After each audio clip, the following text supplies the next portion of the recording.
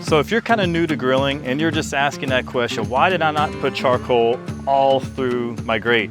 That's because you want zones when you're grilling. I like to have one zone that's my heat, it's my direct heat, and in this zone is just warm, it's heat, but you're not directly over coals. So when you're getting, I have a searing zone, I could bring it off and let things slow cook. If I want to speed it up a little bit, I put it closer to the fire. If I want to slow it down, like it's, maybe it's getting done, it's getting close to being ready, I could pull it off away from the heat while the other stuff is like maybe still getting cooked. So I really love, this is 9 times out of 10 when I'm grilling, this is how I do it. I like to have my searing box with just charcoal and keep the rest just nice and fresh and just cooking heat. I could throw a couple of wood chunks just directly in here once this gets going. That's it. Simple, guys. With the M1s and M36s and the M48s, the old school, you can raise and lower your fire.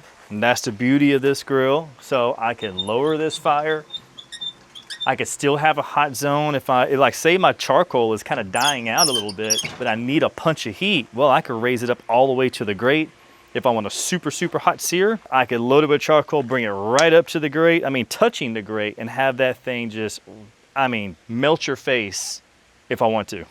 And these grates are 1/4 inch 304 stainless steel. You're not gonna hurt these grates.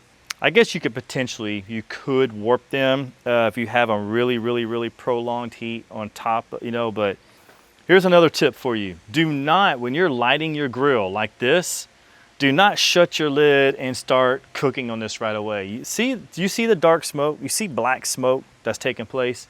That's because this charcoal is not yet, it's not burnt. It's not consumed, it's not turned into ash or crap in here that's burning off the charcoal that is still smoldering a little bit. There's moisture in it, there's all kind of stuff, it's creating nasty smoke. Do not cook with your charcoal looking like this. You gotta wait until this charcoal is burning clean, which I will show you here in just a little bit.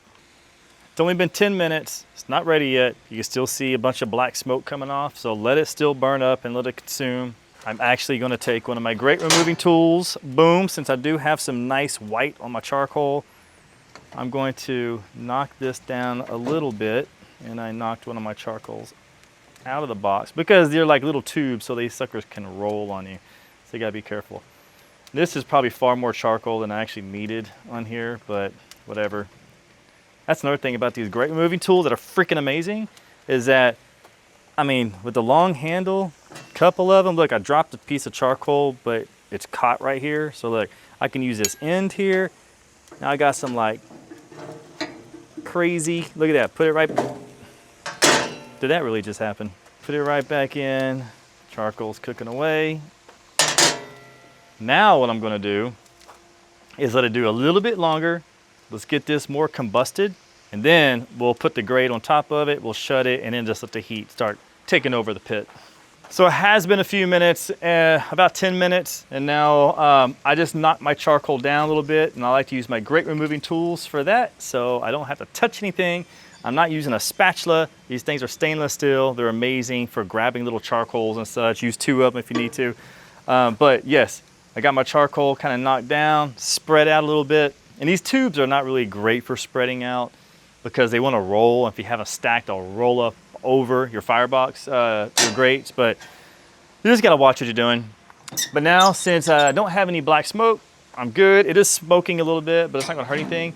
We're fine with that. I'm gonna use, again, everything in this freaking pit's hot, so use your tools. I'm gonna grab this, slide it over. Right before I put my food on, I'm gonna put some chunks of hickory on the firebox. I'm not gonna do it yet because this is still kind of burning some charcoal. So I'm gonna shut the lid, open my damper all the way. I'm gonna open up my firebox all the way. And then I'm just gonna wait till this gets up in my desired cooking temperature. Which for doing my chicken, I'm gonna do about 3 to 350, maybe even 400. So how this pit works, my searing box is right over here with my charcoal in it right now. I got my dampers over here, the exit to the exhaust. So my heat's building through here, going across the grate and up. Now, this is where the difference of the bottom grate and the top shelf grate come into difference, because the top shelf heat is typically goes up and up in a higher area and then back down and out. So you can get a little bit of a cooler zone in the center, which is there's really no problem. And I actually really love that. So if I have my top stainless shelf in there, I could put food on top and it's actually gonna cook away from the heat, but it is warmer up on the lid because the way the heat travels. If I went a little bit cooler, I put it down and let the heat kind of go over it. So again, this is where knowing your pit is absolutely crucial with everything you're doing. Once you know your pit, you know how it cooks, you know exactly where to put your food. If you want to speed it up, slow it down, I mean, this is how it's done. And I will say this, one thing you're going to notice on this pit, that temperature is steady rising. You're not going to see it jump up, go down, spiking all over the place. That's because the way this pit is designed and built. The M1s and M36s are all thick steel, they're gasket lids all the way around, so there's no air escaping. If you do have air escaping, then you need to replace your gasket. And over time, if maybe like the opening and shutting your lid, your hinges become a little out of whack, just reset your hinges. It's very easy to do, and because you definitely want to keep your lid of your pit sealed, and you will give you crazy precise temperature control. At any time, if I want to hold 225, 250, 300, at any time, all I'm going to do is start shutting down my airflow a little bit, and I could slow down my airflow. And that's where I could do it one of two ways. I could slow down my airflow by using my stack. If I shut this down, that's going to keep the airflow from escaping as quickly, so it slows it down. Another way I could slow it down is through my firebox door down here. If I shut this, I could just crack it open if I want. That's going to slow the air into the smoker. But if I want this thing just to burn super clean and super hot, I want this fully open, I want my firebox fully open and get as much air circulating through there. And just got to know that when you do that, the more charcoal you have and the more airflow, the hotter this sucker will get. But since I want my charcoal to last and I want it to cook nice and slow, I still want my pit hot, but I don't want to burn my charcoal up all at once. You know, I want it to slow, you know, I want that charcoal to slowly burn, right? So what I want to do is I want to control the airflow on my smoker. If you can't control the airflow, your charcoal is just going to burn up and you're wasting freaking money. I'm telling you right now, you're burning so much money just by not being able to control your airflow in your pit. Facts. And I'm actually going to demonstrate that right now. Let's say when this gets to 275, can you guys see that? When that hits 275, I want to slow it down and keep it at 275. So right before it hits 275, I want to keep it close because it'll probably rise up a little but then settle back down. So we're just going to watch it. Okay, it's getting close. Now check this out. First thing I'm going to do, I'll always do the stack first. I'm going to close the stack and then open it back up, maybe 1/4 inch. That's fully open. That's closed, so maybe 1/4 inch, like a gas tank. 1/4 inch. Or 1/4 turn, I should say. Okay, now let's watch this. My pit now, this is all real time. I'm at 275, it's fine. Now I'm going to adjust my firebox door. This is my air intake. I'm just gonna sliver it just like so. Now let's just watch it, let's see what happens. 275.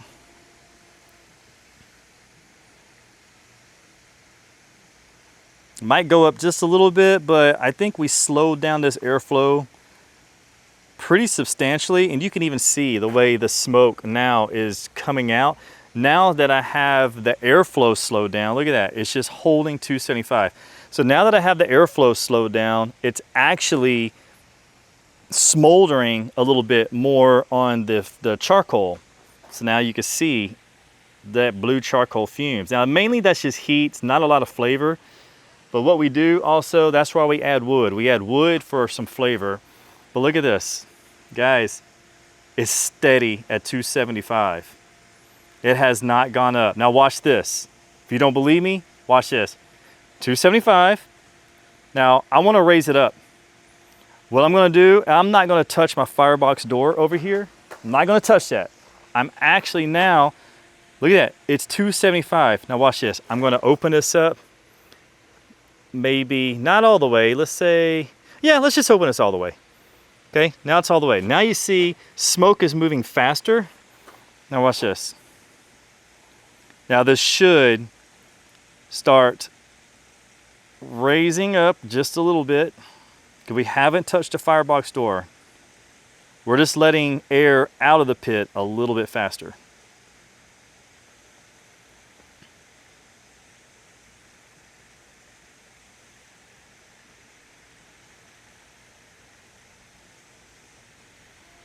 Now it hasn't really budged much, okay? And that's completely fine.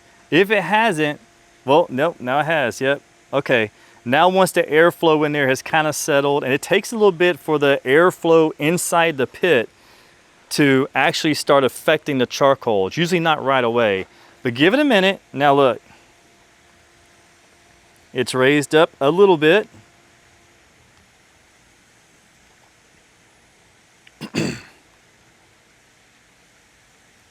Yep, you see that? It's gone up just a little bit. And it looks like it will slowly creep up. So now it's going up in temp, but very slowly. Now let's say I wanted to go up faster. I want to hit 375 quicker. Now I know this is fully open, so I'm going to open up my firebox door.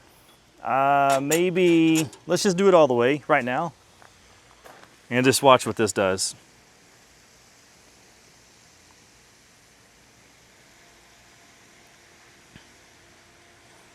Now remember, it takes a little bit for the airflow to kind of start changing the charcoal. It usually is not right instant, but I mean, we're talking only like a couple of minutes or less, and then you'll see drastic differences. But you can only do that when you have everything on your pit is sealed off. Now look, now let's say I want to go to 300 and just hold 300 steady. So let's get there. We'll get to 300. And the first thing I want to do is I'm going to actually shut my firebox door dampers down first. And then I'll slow down the airflow, the exit of the air through the stack. So let's see, I'm almost at 300.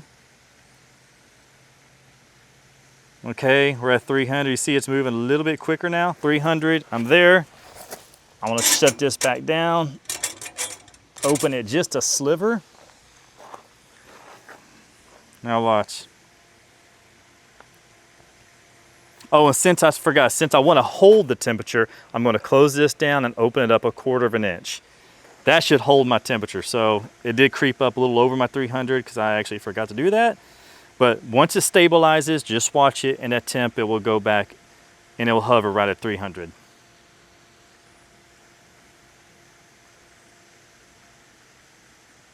Again, it kind of got like, you know, you can see the air, the smoke coming out. I don't know if you can see that, but it is moving slow now since I shut everything down. It did creep up over 300 because I didn't adjust that as quickly as I should have, but it's okay. The temp will actually drop down to where you want. And I got this 1/4 open. I mean, I could just have a very small sliver, like maybe 1/8 of a turn. Let's hold it right there. And I'll slow down that airflow a little bit more.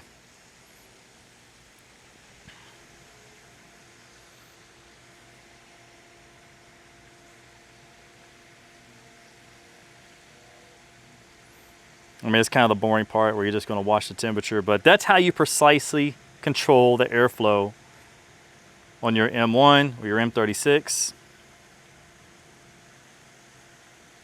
And if you cannot do this, always, first thing, check your gaskets all the way around. If you have to replace your gasket, replace it. But you look at this one, all the way around. See, I got nothing escaping. And I have replaced the gaskets on this once. Let's go back over here and look. See, that temperature's dropping. Now I'm getting back down to 300 where I wanted to be. And then when I hit the 300, if I want to stay, I'm not going to touch the firebox door. I'm actually going to open this back up 1/4 of a turn. There you go, look, 300. So that's seriously how easy it is to control the airflow on your pit. And if you can't control the airflow, you are burning through so much charcoal, you're wasting money, you can't control your smoke. It's just a nightmare. Like, it's a nightmare to cook barbecue on a pit that you cannot control. It sucks. Now, last thing I'm gonna do before I start putting my food on this pit, I'm gonna open up this lid. Now, since I opened it up, it's gonna get hot, but look at my charcoal. It's just a nice, slow, steady burn. It's not all on flames. Dude, it's just nice, it's just good heat. So I'm gonna move my grate over with my trusty grate removing tool. I'm gonna put a few chunks on here. I'm gonna put one over here, and that is hot, one over there. And then let's just put one right on the top. Slide this back over. Now I'm gonna shut this. Now you can really see what your airflow is doing. This right here is your tail. That's gonna tell you everything. What is your pit doing? So now that we have some smoke, we have a visual, can't talk, we have a visual of what's going on. I wanna show you something. If I slow down my stack, okay, I'm gonna carry my temps, I'm gonna pay attention, but if I wanna slow down my stack a little bit. All right, now you can see I got this, at least it smells good. Now you can see airflow right now, it's coming out like about a kind of a slow to medium pace. But watch this, I'm gonna open this up all the way. It's gonna come out a little faster. It's coming out more full, but if you notice, it's not really coming out like super fast. That's because I have my firebox door kind of choked down. I'm letting more volume of smoke out, but my pit itself has slow smoke going in. So watch this. The minute I open up my door, you'll see that smoke go much faster. Now you see it, just that smoke, just boom, straight up. Now I have really fast airflow, and now my pit's gonna get really hot. But this is how you actually control your smoker, where if you want more smoke on your food or less, by not necessarily putting more food or more wood on your smoker, it's about your airflow. So I want it more smoky. Watch this, I'm gonna shut my door, my firebox. See? Now watch this. Now watch it. Now you'll see it's going to actually, because when I had this door open, now it's fully open. It's going to get fast airflow. The wood inside is going to actually burn cleaner and produce less smoke because it's more on fire. But if I shut this down and barely open it, now you're going to see I will have more smoke. And especially if I slow down the airflow coming out of the pit, it's going to get real smoky. But one thing we do have, if you notice, it is a nice, pretty blue smoke. This is a good looking smoke. I like this type of smoke. If this was gray or black or brown or anything, that is a extremely dirty smoke. Do not put your food on it. Don't cook on it. Trust me, please don't do that. And since I did have this open and shut, I opened up my lid. Now look at this temperature spike. My pit, since I had this open for a while, it's gotten really hot. So let's say I want to do a drastic slowdown. I'm going to shut this firebox door as much as I can. I'm going to barely open this up because I'm not putting my food on yet. Say I got this too hot and I want it to come back down. Say I want like 325 or 300. Give it a little time. Look at how slow that smoke is coming out. It's very slow moving. It's just kind of falling out of the smoker and doing whatever. Well, that is when the temperatures are going to start dropping in the pit. Just understanding the airflow in your pit was going to make your barbecue game go so much higher. Trust me. But if you have any questions, please comment below. Thank you guys. Please subscribe to the videos. Please watch them. Yes, thanks again. And to buy your M-Grills product, go to mgrills.com. Get you an M36 just like this one. Get you an M1. They're freaking amazing pits and smokers. So thank you guys. God bless, love you all. See you in the next one. Look, just if you guys don't believe me, it's been a few minutes. Look at where the pit's at now of where it just was. It was over 350, like 375 degrees. I just went inside to go grab my chicken. I haven't touched anything. Listen, it's still slow airflow. My temperature has now dropped down back to almost 300 degrees. That is precision air control right there. But now I am going to put some chicken on. So you see the pit, booyah, is nice and smoky. It's just what I want. Clean off my grates really quick. I like to use, now that the grates should be pretty hot, I'm putting a little Pam on it. I'm using this really crappy Traeger grate cleaner thing. The grates are so much easier to clean when they are hot. And put a little oil on it, and it's good to go. Ooh, smoking, smoke in the eye. And since we just shut that pit, that temperature is gonna go really high, really fast, but it will go back down And don't worry, we're not burning up our food because we got our food over to the left, our heat's over there, rising around across. I want to put some smoke on my chicken. I got a nice smoke. It's a little heavy right now, which is fine. I'm going to adjust that. But as you can see, got a nice slow moving smoke. And actually what I'll probably do, just to see how the smoke is almost a little gray. I'm just gonna open the stack all the way. I haven't touched the firebox door, but you'll be able to actually see a difference in the color of the smoke. And we want more of a kind of a bluish, translucent smoke is what we want. And it's already getting there.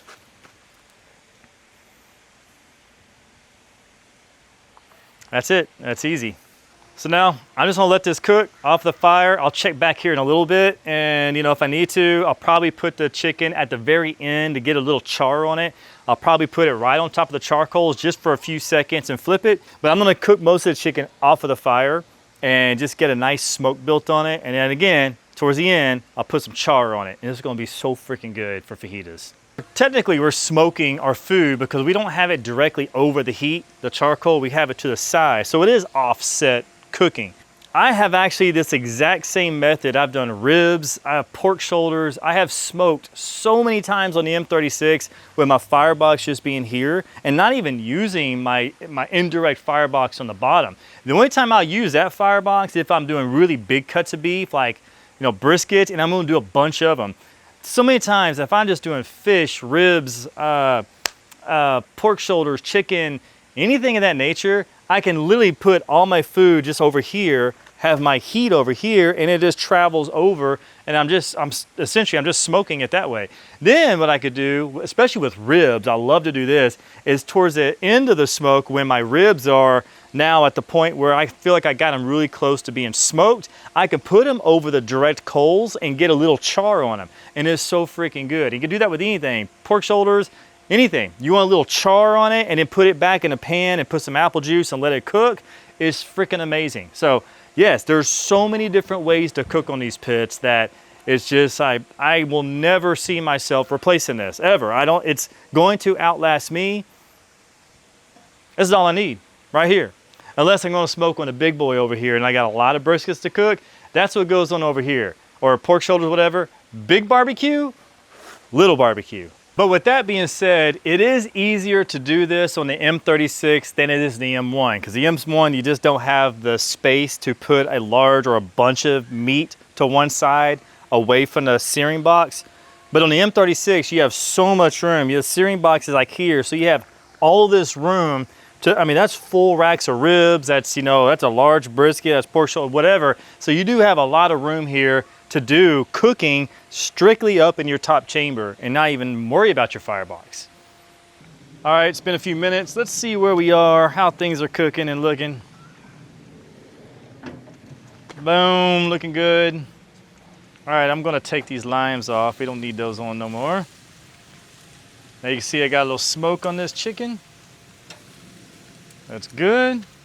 I'm gonna hit it with a little Cosmo's Dirty Bird. Okay, even though I got a fajita flavor profile going on, I like just a little punch, just a little sprinkle. And this is where things are gonna get kind of fun, because I'm gonna raise my heat up. I'm gonna take some of this chicken. See, and it's still juicy from that lime. Actually, just flip it over. Let's put it directly over this heat. Those are some big ass breasts. Since these are actually a little smaller, a little thinner, I'm gonna put these a little off more. They won't need that direct heat as much as maybe these two big guys right here. Damn, those are big. Gonna hit this a little bit more, Dirty Bird. And I always switch it up. It's just what I have right now. But you see what's going on. I can get direct heat, get off the direct heat. It's just so simple. I'm gonna check my internal temperatures. I'm at 155 on the small guys here. Yep, 155. The big ones over here, of course they're a little thicker. They're gonna take a little longer. That's why we're gonna throw these over the direct heat. And I do want to get, look at that. I want to get a little char on that chicken. Just a little, not a whole lot.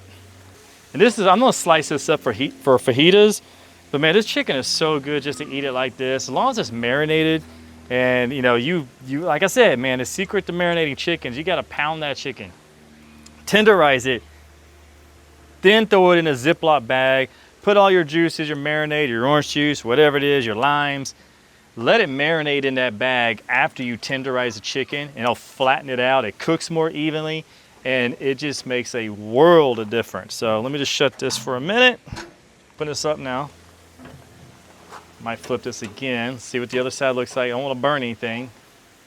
See what the other side.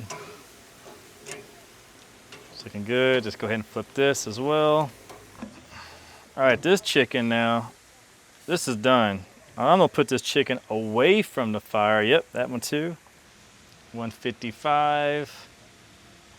Yep, 155. I'm gonna pull this over. Let's just put this way, this way. I'm gonna leave it close because it's still cooking a little bit. Yeah, it's looking good. I'm gonna put the fatter side towards the heat. Now I'm gonna shut this off, go get a pan, and then our food's done.